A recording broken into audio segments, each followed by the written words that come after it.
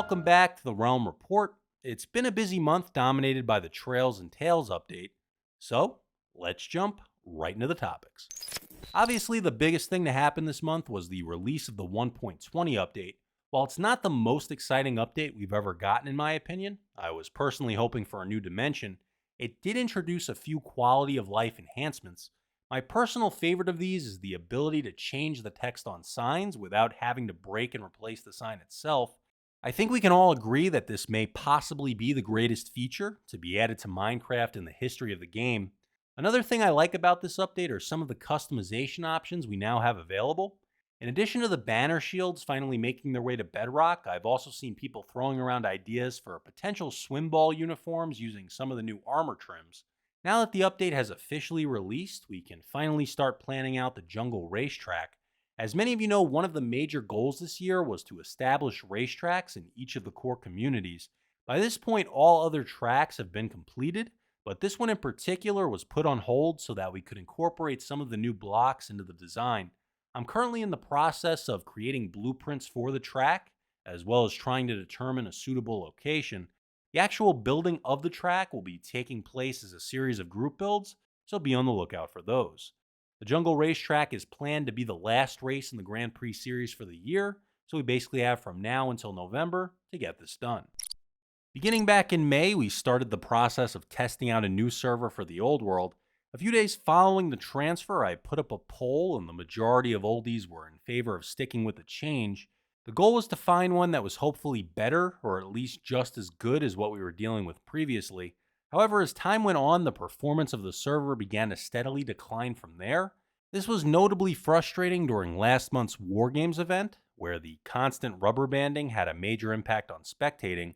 It continued to just get worse following the 1.20 update, with frequent crashes happening throughout the day that would occasionally result in rollbacks. Although crashes had occurred with the previous hosting service, rollbacks are something that hasn't really been an issue for us since the Realm days. In the end, I decided to switch the world back over to our original host, which had historically been more reliable in that area. Unfortunately, both of these transfers required a new server IP address and port number. While this isn't my preferred method to test out new servers, it's probably the best approach because it provides a clearer view of how the server will perform on a day-to-day basis.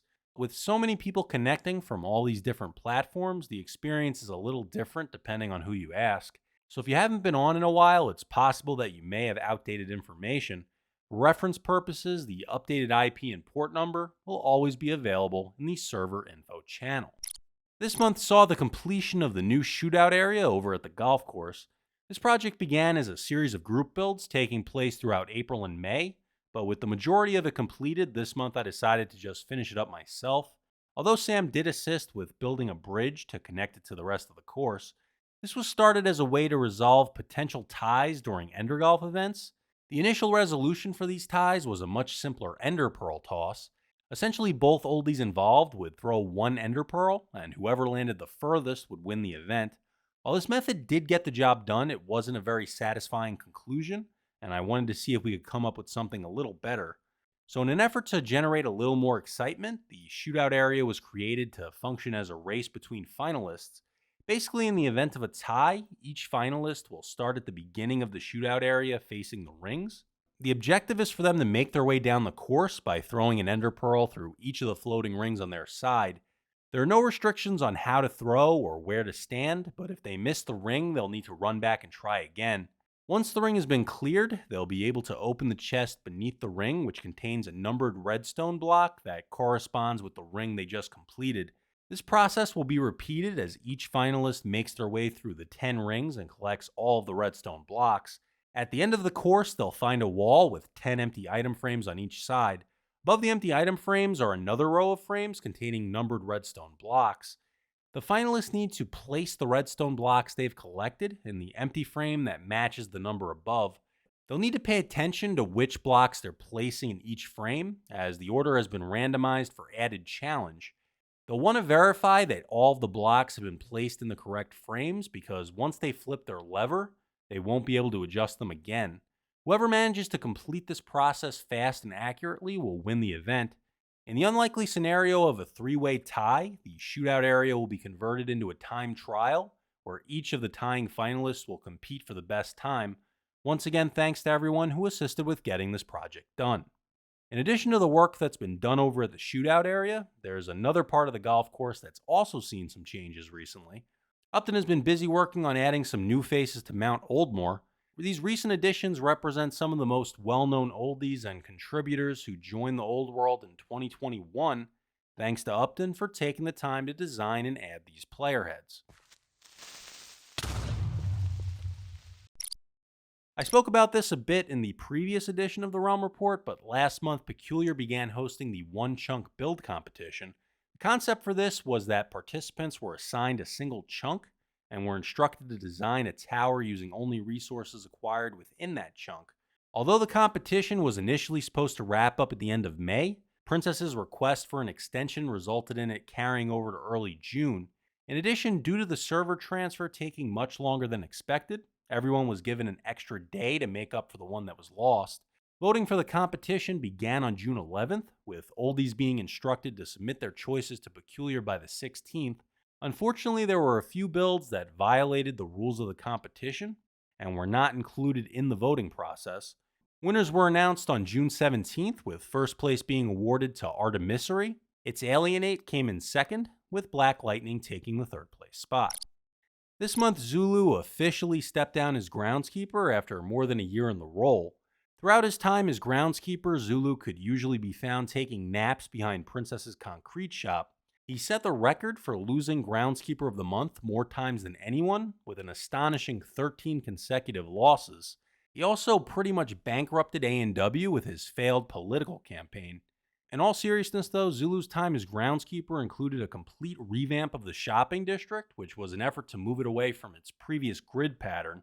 He also came up with the idea to implement a Discord bot to streamline the process of adding new shops. He'll now be prioritizing his map art shop, where oldies can submit orders for custom map art. For the time being, Unworthy Chicken will be functioning as the sole groundskeeper, but there's still a position available. This is an opportunity for someone to step up and take on a larger role in the old world. As groundskeeper, you'd essentially have creative control when it comes to the overall look of the shopping district and help to determine which shops are added and where they'll be placed. But I want to make it clear that any role that anyone takes on within the server is supposed to be fun. So if you're considering it but you aren't quite sure, I encourage you to reach out to either myself, Unworthy Chicken, or any of the previous groundskeepers to get an idea of what it's like. On June 25th, we held Panda Spleef Spectacular Round 4 at the arena in the capital. We had a pretty good turnout for the event, with 12 oldies participating, a few others spectating, and a special guest appearance by the Warden. For this event, I introduced a sign-in book for active participants. At a previous event, someone who wanted to participate was accidentally missed when I created the bracket, so I wanted to prevent that from happening again. As far as the event itself goes, it was pretty much as expected. We had the usual lag issues where oldies would fall into lava and suddenly bounce back out.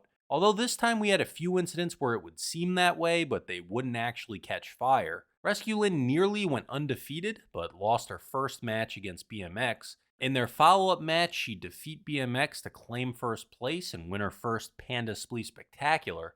BMX took second, and Artemisary claimed the third place spot. Unfortunately, we had a few problems with Princess attempting to cheat her way to victory. During her matches, she'd frequently back up on the stone brick slabs while nobody else seemed to have an issue. Following the event, Black Lightning and I replaced some of the slabs with trap doors, so hopefully that shouldn't be a problem in the future. Next month, we'll be continuing the Grand Prix series with the Island Grand Prix. This racetrack was built as part of a group build we held back in January, and this is the first time we'll actually be trying it out. The goal of this course was to create a track where spectators would be able to maintain decent views throughout the duration of the event. With this being the fourth race in the series, it's yet to be seen if someone will come along to end Chozo's winning streak, but I guess we'll find out when the Island Grand Prix 2023 is held on July 9th. Next month, we'll be holding the Old World Open 2023. For those who may be newer, this event serves as our annual Ender Golf Championship. Participation in this event is a little different in that it's comprised of the top 8 scorers from the previous 2 TOW tours. I'll be reaching out to those who qualified to confirm that they'll be able to make it to the event, but everyone else is still encouraged to come spectate. Ender Golf events tend to run long, so we'll be starting an hour before our usual start time. So join us at the golf course on July 23rd to see who will win the coveted Yellow Jacket. And that wraps things up for this edition of the Realm Report. See you on the server.